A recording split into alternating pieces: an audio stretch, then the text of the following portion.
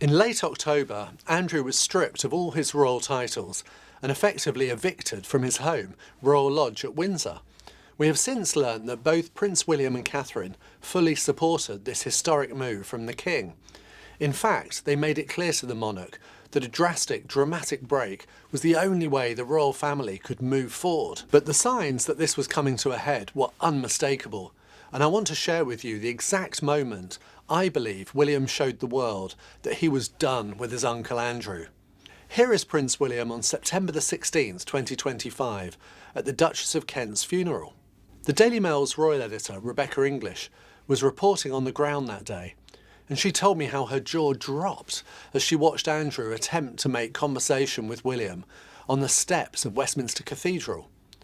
This frosty exchange made headlines, but to me, this was the precise moment we saw William's intention to oust Andrew in the coming weeks.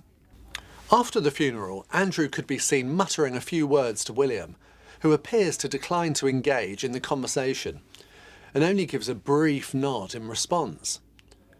Body language expert Judy James told the Daily Mail that Prince William's non-verbal responses suggest a degree of awkwardness between the pair. She also described the expression on Andrew's face as he tries to chat to his nephew as a smug-looking smile, and I have to agree.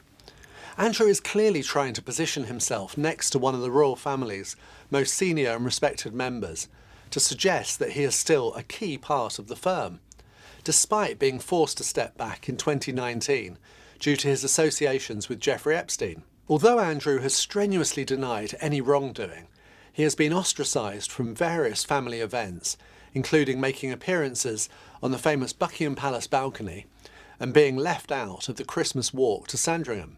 Quite frankly, this funeral, which was a private family event, was the closest he could get to a royal appearance. And now we know it would actually be his last. According to a lip reader, Andrew appeared to reminisce with the Prince of Wales about a previous time they had spent together, telling him, "We had a lovely time, didn't we then?" But William makes no reply, simply glancing at his uncle before studiously looking forward, thin-lipped, rubbing his nose and rocking on his heels. After a quick smirk and an awkward pause, Andrew attempts to continue the conversation, to which William does not respond, instead simply nodding his head in silence. It is exceptionally clear to me that the Prince of Wales does not want to be seen talking to his uncle, and he uses a series of body language signals to signal this lack of desire to communicate. William barely inclines his head in Andrew's direction. Then he seems to avoid eye contact, looking down or away. Then there is the very exaggerated and prolonged rubbing of his nose with his fist to form a barrier to his mouth with this act of distraction. And lastly, there was a rising up, then banging down onto his heels, which will often signal subject closed. William is clearly at some pains to appear polite, despite potentially feeling compromised here. He is clearly made to feel uncomfortable by his uncle. A palace source has since confirmed that plans to strip Andrew of his titles and evict him from Royal Lodge had been underway for some while. Perhaps he already knew at the funeral that Andrew's downfall was imminent. Perhaps he had already spoken to his father, King Charles, about the need to strip Andrew of his titles and move him from Royal Lodge. Whatever the case, William was trying his best not to associate with Andrew that day. Also causing havoc at the Duchess of Kent's funeral was Andrew's ex-wife, Sarah Ferguson, who has also since been stripped of her titles and ditched as patron or ambassador by a handful of charities. Again, I think William knew Sarah's downfall was coming, as he and his wife Catherine were far from keen to prolong the conversation, aside from pleasantries. Indeed, for much of the time, the heir to the throne appeared decidedly uncomfortable with his jaw clenched. Matching his vibes, Catherine stared at her shoes, ultimately finding them far more interesting than her conversation with Andrew and Fergie, who would soon be met with their downfall. Thankfully, Sophie, the Duchess of Edinburgh, was there to save us from an otherwise cringe-making spectacle on the steps. Ever the empathetic one, Sophie made sure to look each of the Kents in the eyes and smile sympathetically as they left the cathedral to follow their loved one's coffin. But it was Catherine's husband, the Duke of Kent, that Sophie saved her most poignant gesture for.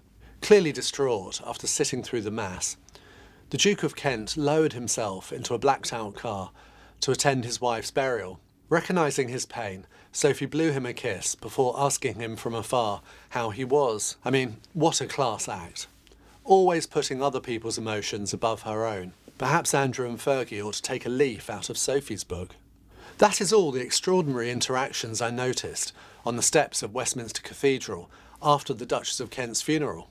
I truly do believe this was the moment the world saw that William, and indeed Catherine, were truly done with Andrew, and they would fully support the King's decision to strip the former prince of all his titles and evict him and Fergie from Royal Lodge. Did you notice anything else? Perhaps you interpreted something differently, or spotted something else going on in the background. If so, let us know in the comments below, and subscribe to the Daily Mail Royals channel for more content like this. Bye for now.